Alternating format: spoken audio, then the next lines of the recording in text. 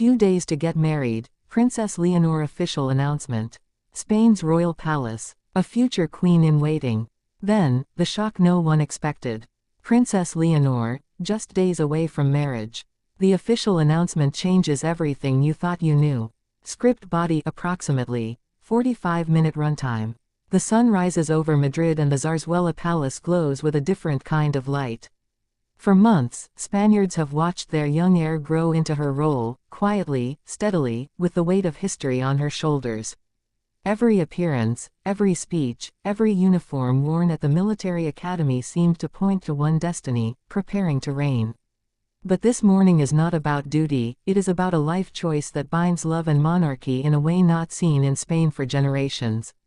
The announcement comes simply, without fanfare. A statement from the royal household confirming what had only been whispered: Princess Leonor is to be married, and the ceremony is just days away. The news travels instantly across Spain, Europe, and the wider world. For some, it is a moment of joy, for others, of disbelief. Inside the palace, preparations are moving at two speeds. On one level, meticulous planning of protocol, security, and guest lists. On another, quiet, deeply personal conversations between family members about what this step will mean for Leonor, for the monarchy, and for Spain's sense of continuity. Leonor herself is described as serene but determined. In private, she has told close friends that this is the person she wants to stand beside as she steps into her future, not only as a woman but as a future queen. The identity of her fiancé has been the subject of speculation for months. What is known is that he is not a traditional choice from the old aristocratic circles, but someone she met during her studies, someone she has grown with, someone who understands the complexities of loving a royal while supporting a public life.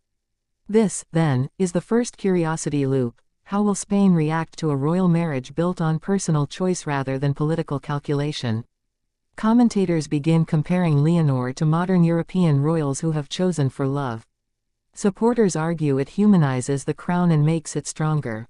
Critics worry about tradition and precedent. At the palace, King Felipe and Queen Letizia are said to be supportive but thoughtful. They know the power of symbolism.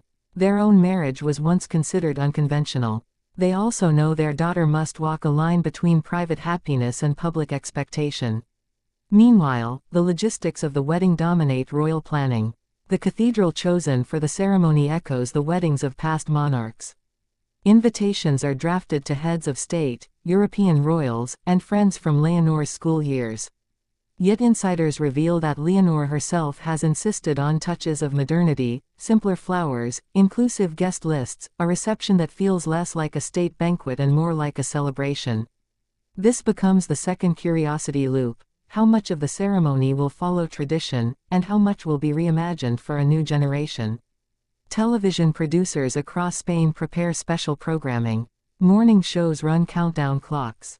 Social media buzzes with speculation over the dress, the music, the vows. 3 days before the wedding, Leonor makes a brief televised address.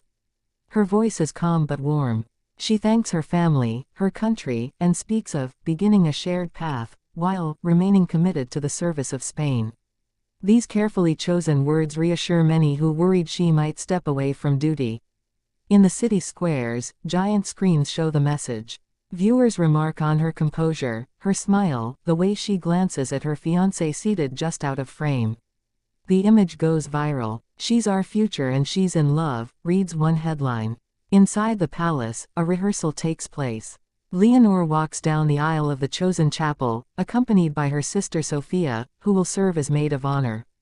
Queen Letizia watches from a pew, her expression unreadable but her eyes glistening. King Felipe consults with aides on security arrangements, but later joins his daughters, embracing them both. The night before the wedding, Madrid feels electric. Foreign journalists flood the city. Shop windows display photographs of the couple. Cafes serve special pastries named after Leonor. The streets around the palace glow with lights and Spanish flags. And yet, amid the spectacle, there is a private dimension. Friends describe Leonor and her fiancé sharing a quiet dinner, exchanging handwritten letters rather than gifts. It is a ritual they began while living in different countries, a way of bridging distance with words. This small detail, revealed to the press, becomes another viral moment, capturing hearts across the world. Finally, the morning arrives. Bells toll. Crowds gather. The princess steps out, radiant in a gown whose design had been kept secret until now, blending Spanish craftsmanship with a subtle nod to her fiancé's heritage. As she walks past cheering citizens, she pauses to greet children holding flowers, a spontaneous gesture that brings tears to many eyes. Inside the cathedral, the ceremony unfolds with a mixture of grandeur and intimacy. The vows are traditional, but the readings include passages chosen by the couple themselves, reflecting themes of service, partnership, and resilience. Cameras capture King Philippe's proud expression, Queen Letizia dabbing at her eyes, Sophia beaming. When the archbishop pronounces them married, a wave of applause ripples through the congregation. Outside, the crowd erupts in cheers. The bells peal louder. White doves are released over the plaza. In that instant, centuries of tradition and the immediacy of modern love meet in one unforgettable moment. As the newlyweds exit, Leonor raises her hand in a simple, heartfelt wave. The cameras zoom in. She looks not just like a princess or a queen-to-be, but like a young woman stepping fully into her life, her own choice, her own path, her own story. Back at the palace, the reception blends Spanish classics with contemporary touches, a string quartet playing modern melodies, a menu featuring both royal family favorites and regional dishes from the groom's homeland. Guests mingle in a relaxed atmosphere, a sign of the couple's desire to set a new tone for royal events. Across Spain, people gather around televisions, phones, and radios. They discuss the speech Leonor gave, the symbolism of her dress, the presence of old allies and new friends. Analysts debate what this marriage means for the monarchy. Some predict a surge in popularity. Others caution about future challenges. But all agree, the wedding marks a turning point. In the closing scenes of this story, as dusk falls over Madrid and fireworks light the sky, Leonor and her husband step out onto a palace balcony to greet the crowd. The cheers are thunderous. They clasp hands and look out at the sea of faces. For a moment, the line between tradition and modernity disappears, replaced by a simple human truth: two people in love, ready to serve together. This is the heart of the official announcement and the days leading up to it. Not a fairy tale disconnected from reality, but a living story of a young woman balancing crown and heart.